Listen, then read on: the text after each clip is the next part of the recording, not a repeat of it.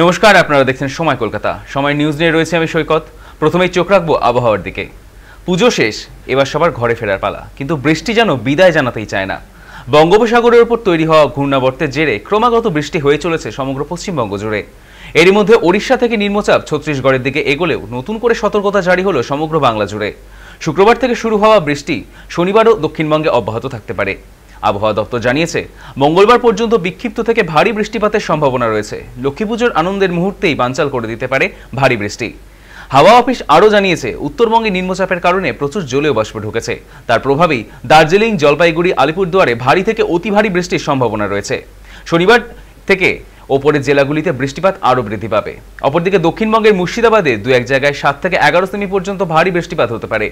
এছাড়া কলকাতা, নদিয়া, উত্তর ও দক্ষিণ 24 পরগনা, পূর্ব ও পশ্চিম মেদিনীপুর, বাঁকুড়া এবং হাওড়া জেলাতেও ঝড় বৃষ্টি হতে পারে। সঙ্গে থাকবে 30 থেকে 40 কিমি প্রতি ঘন্টায় দমকা বাতাস ও বজ্রবিদ্যুৎ।